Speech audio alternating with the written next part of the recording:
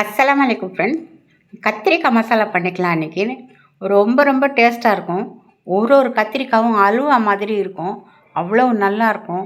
இது மாதிரி ஒரு வாட்டி செஞ்சு பாருங்கள். ரொம்ப ரொம்ப எல்லாத்துக்குமே சாப்பிட்லாம். ரொம்ப சூப்பராக இருக்கும். வாங்க அதை எப்படி பண்ணலான்னு பார்க்கலாம். நான் ஒரு கடாய் வச்சுருக்கேன். ஒரே ஒரு ஸ்பூன் எண்ணெய் ஊற்றிருக்கேன். ஒரு ஸ்பூன் தனியா, 2 ஸ்பூன் வேர்க்கடலை போட்டிருக்கேன். 2 காஞ்ச மிளகாய் கட் பண்ணி போட்டிருக்கேன். அரை ஸ்பூன் வெந்தயம், அரை ஸ்பூன் சீரகம், அரை ஸ்பூன் மிளகு போட்டுக்கலாம். நான் 1/4 கிலோ கத்திரிக்காய் தான் பண்ண போகிறேன். நீங்கள் கத்திரிக்காய் இருக்கிற அளவுக்கு ஏற்ற மாதிரி மசாலாவையும் கூட்டிக்கோங்க. இப்போ இதை நல்லா வறுத்து விட்டுக்கோங்க. நல்லா கொஞ்சம் செவக்கட்டும். நல்லா வாசனை வரும். அது வரைக்கும் கொஞ்சம் வறுத்துக்கோங்க.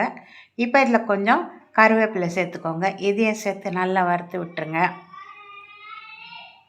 இந்த அடுப்பு வந்து கம்மியாகவே இருக்கட்டும், இல்லாட்டி எல்லாம் கருகிடும். நல்லா கம்மியாக ஒரு பிடி. இப்போ தேங்காய் குட்டி குட்டியாக நறுக்கி இருக்கிற தேங்காய் ஒரு பிடி சேர்த்துக்கலாம்.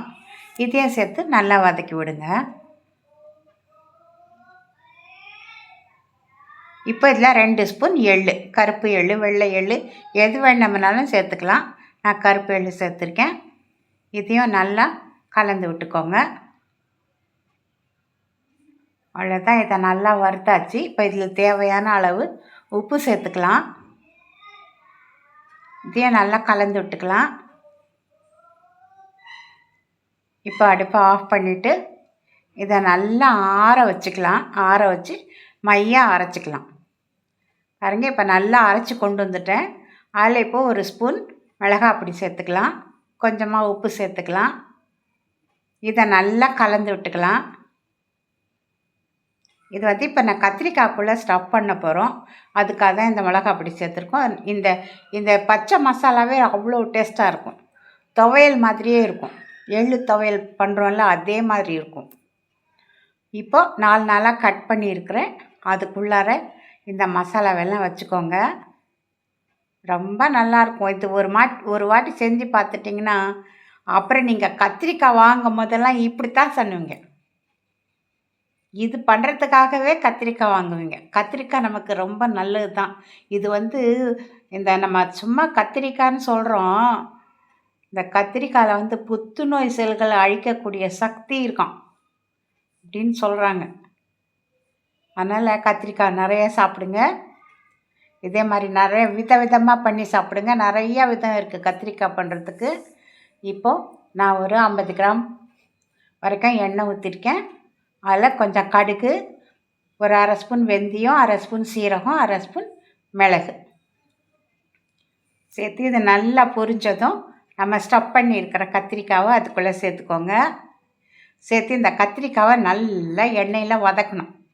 இது ஃபுல்லாக எண்ணெயிலேயே நல்லா வேகணும்.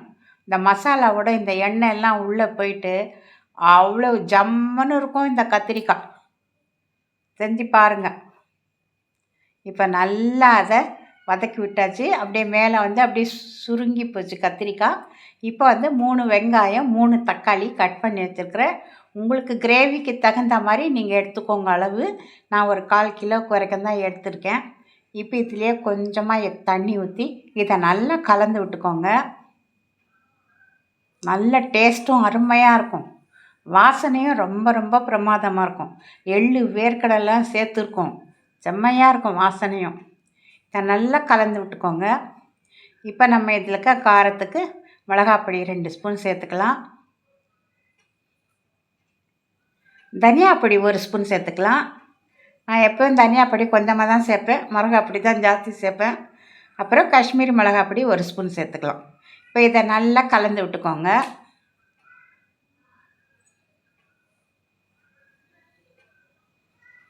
இதில் இப்போ கொஞ்சம் தண்ணி ஊற்றிக்கலாம். இந்த மசாலாலாம் பச்சை வாசனை போகணும். நல்லா கலந்து விட்டுக்கோங்க. இப்போ இதை மூடி போட்டு மூடி வச்சிடலாம்.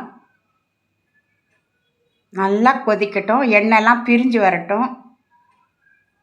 பாருங்கள் அப்போ எப்படி வந்திருக்குன்னு தலை எண்ணெய்லாம் பிரிஞ்சு. இப்போ இதை ஒரு கலக்கி பார்த்துக்கலாம். கீழே அடியெல்லாம் பிடிச்சிருக்கா இல்லையான்னு. இல்லை, அடியெல்லாம் எதுவுமே பிடிக்கல. நல்லா தான் வந்திருக்கு. இப்போ இதில் இன்னும் கொஞ்சம் நம்ம தண்ணி சேர்க்க போகிறோம். ரொம்ப கட்டியாக இருக்கு இல்லையா?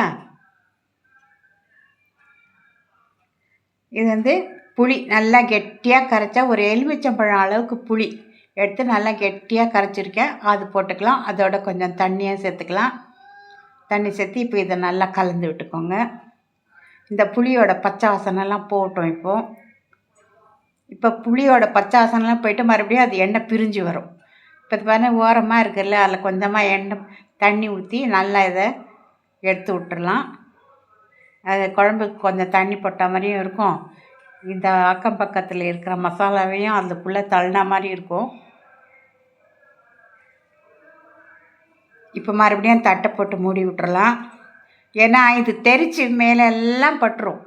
இது ஒரு மாதிரி கட்டியாக இருக்குது இல்லையா, எல்லாமே தெரிக்கும் மேலே ஃபுல்லாக.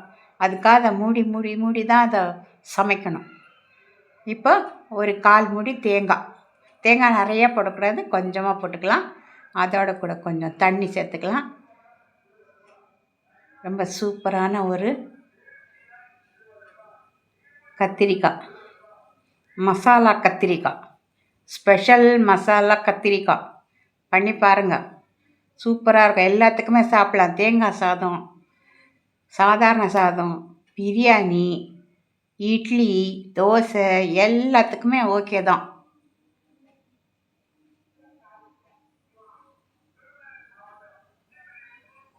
இப்போ நல்லா தண்ணியெல்லாம் வற்றி சுருங்கி வரட்டும், எண்ணெய் பிரிஞ்சு வரட்டும். பாருங்கள் அருமையாக வந்துருச்சு.